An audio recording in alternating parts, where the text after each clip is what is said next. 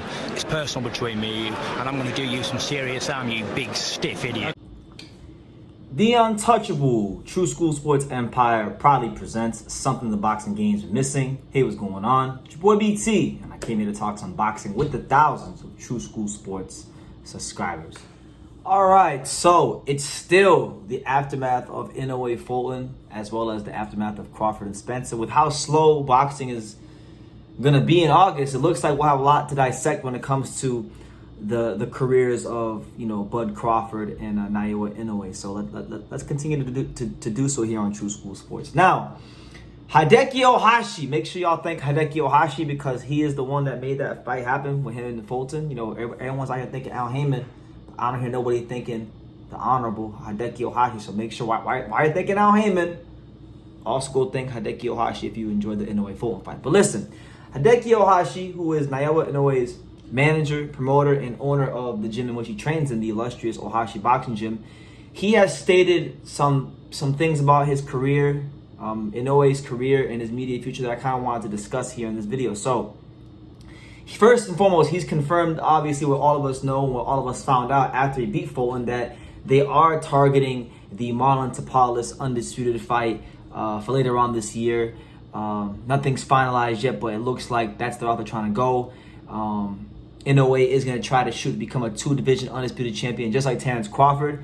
He's going to shoot to become an undisputed champion for the second time in as many years, in back-to-back years. So it's historical stuff coming from the monster, out of Japan and all that stuff. But he also added, and this is what I really wanted to kind of chime in on, that they're not looking to move up to featherweight right away. I know a lot of us are getting real antsy and anxious to see just how far can the monster go, because he looks to be,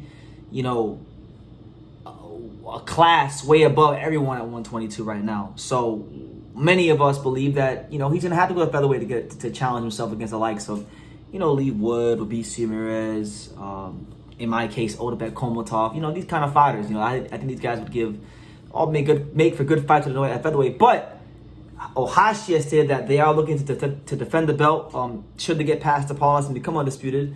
And the two opponents that they're looking at defending the belts against are Riel Casimero and Nery. Now, very interesting potential opponents for the monster, because we start with Casimero. Casimero, he's aged in the last couple of years. He's not the Casimero from 2020 or 2019. I don't think he's a Casimero that fought Zolani Tete, was it four years ago or something like that. So, Casimero, interesting opponent, but there's a lot of unfinished business there. For those that may not know or may have not been following Inoue's career for the longest, Casimero versus Inoue, or Inoue versus Casimero, that was a fight that was actually scheduled. It was finalized. They had a date, but then COVID happened, and obviously the fight couldn't get rescheduled. But that's a fight, particularly here on the YouTube boxing space. I know Casimero has a huge, loud, rambunctious Filipino fan base, and they ride and die by Casimero. So I think Inoue would beat the brakes off Casimero, but it'd be a good fight. Casimero is a good puncher. He's explosive, been a champion before, and it would be nice to see, Inoue get a chance to settle into the weight and become a full-fledged 22-pounder before he moves up to 126 and goes and fights the guys up there. So that could be a good fight. Obviously, it would be a rivalry fight. Casimero has ran his mouth a lot about Inoue on many news outlets, media outlets. Even here, when I interviewed Casimero that one time, he said on this channel, he said, you're not the real, I'm the real monster. You're not a monster. So, be his chance to prove it. Even though, let me see, how old is Casimero now? He's got to be somewhere close to or in his mid 30s. He's 34. Casimero is pushing 34 years old. He's what? He hasn't lost since 2017 when he lost to Johannes Sultan. So, be a nice little fight for him. Be a nice rivalry fight. Interesting fight. And then the second fight, which I think might actually be the more entertaining of the two, would be Nery. Yes, Nery's been a very interesting guy here on True School Sports, because I had mixed feelings about him. I didn't like him many years ago because he would come in overweight, and he's shown unprofessionalism many times in his career.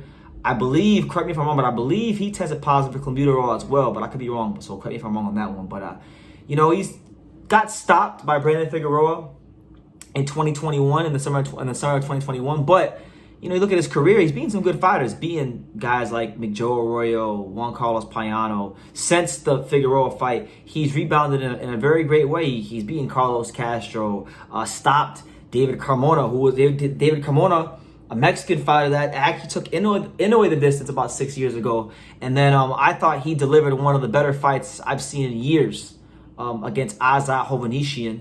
If you have never seen that fight, I highly advise you to go watch it. Probably one of the best fights, not just of this year, but of the last 5 to 10 years. It was a great fight, great back and forth action. Luis Nery has a great, explosive, fun, unorthodox, gunslinging southpaw style. He can punch with both hands. He's got 27 knockouts in 36 fights.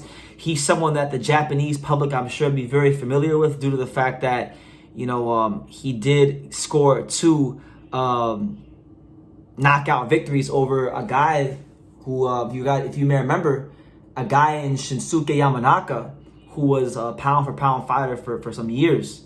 And he scored 2 wins over Yamanaka. Now, he did have the incident with the failing to make weight and those kind of things. But nonetheless, Nery is a fighter that has power, but has also shown that, he can be dropped. He's been dropped many times in his career, going all the way back to when he fought Raymond Tabugan. Arthur Villanueva got dropped by him. I believe he got dropped in the no, he didn't get dropped in the Azat Hovhannisyan fight, but he was definitely hurt.